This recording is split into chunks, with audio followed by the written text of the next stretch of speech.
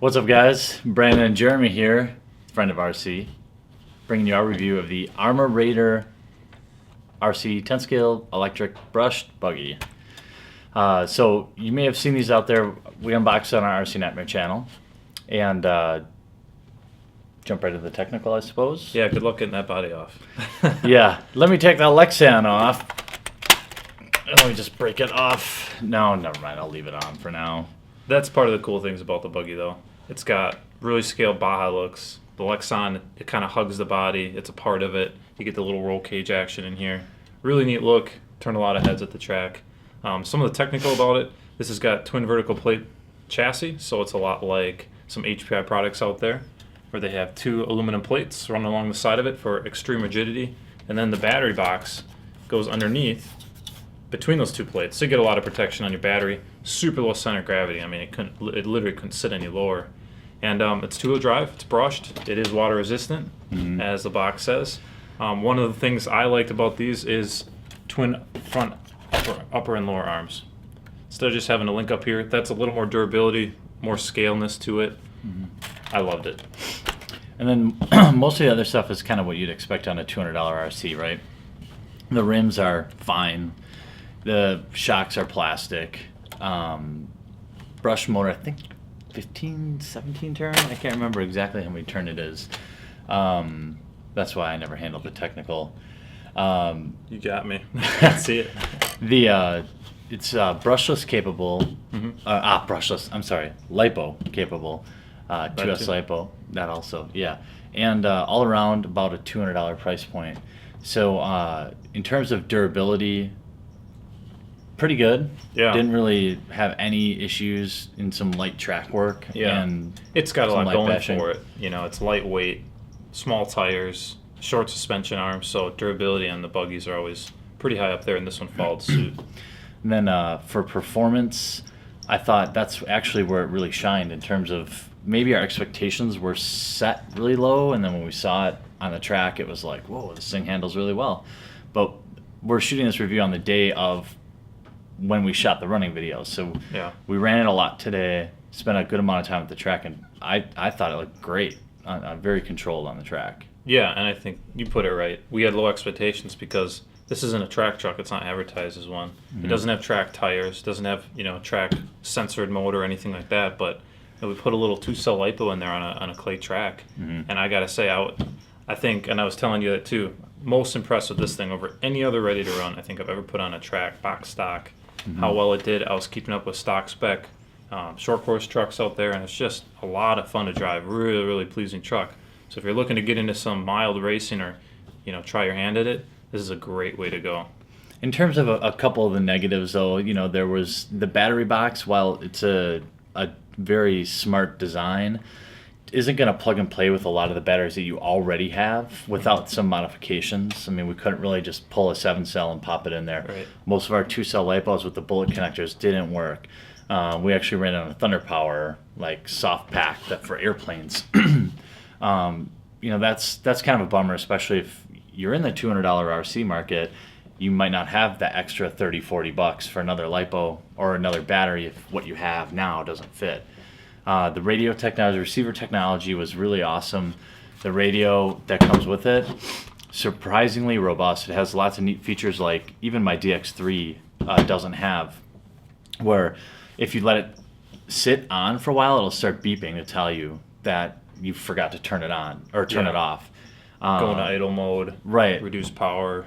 The receiver actually was, we pulled it out using a different RC car, actually extremely small. Yeah. Most of the programming on the remote was actually fine, but it bound really easily. Yep. Just this. I was impressed with the small size of the receiver.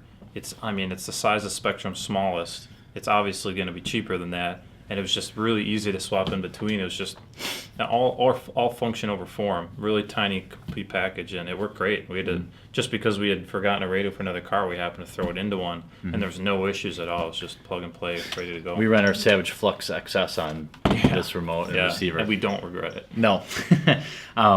The other negative is probably getting at things. It's going to be a task. Yeah. That's part of the compact design. Yeah, right? byproduct of having the scale looks, it's not just going to all come apart real easy. Adding to that, it is pretty simple. There's not a whole lot going on unless you got to dig out the receiver box, speed control, or something like that. You probably won't run into those issues, but yeah, it's pretty compact, pretty tight in there. So like stock tires are fine. Obviously, they're not anything. Almost anything you look at, stock is not up to spec. It's just It's a general purpose.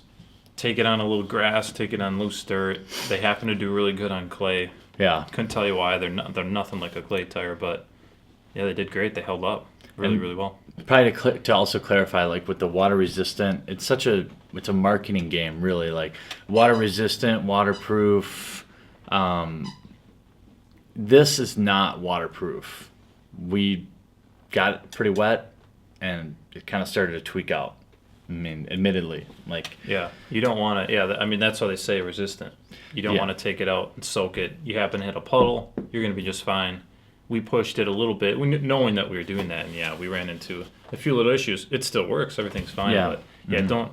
I mean, get an RC boat if you want. If you Yeah. want to soak your RC cars. yeah, it was like nearly submerged in slushy snow, and that's certainly, I would imagine, far beyond what resistant would cover. So Yeah. I know you guys always ask, is it waterproof? You know what? No. If you hit a puddle and it gets wet, sure, it's probably going to be fine. Just remember, if you do get it really wet and it starts to tweak out, unplug the power and just let it chill. Yep. Don't go and turn it back on and see if it's broke, because that's one sure way to break it. Yeah. So let it dry good out advice. for several, if you can, a day or two at least. That's with any RC, really. Would I buy the Arrma Raider again? No, because I don't like 10 scale buggies. There's nothing wrong with it. The point of that question is purely subjective, I think. I thought I liked it just as much as the B4.1. Like that, it just, it looks cooler, I think. Yeah, definitely. More looks. Would I buy it again? It's really tough.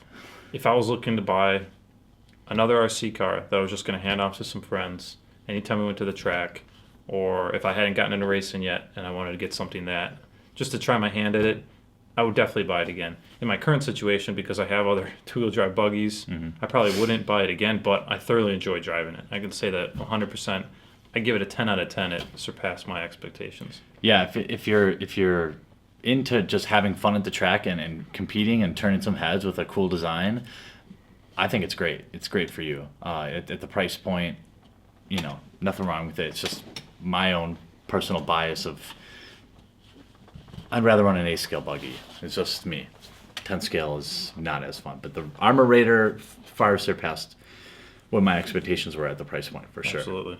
If you have any questions about the Arrma Raider buggy, post them up on down below. Or shoot on over to our website at rcnightmare.com. Thanks. See you guys.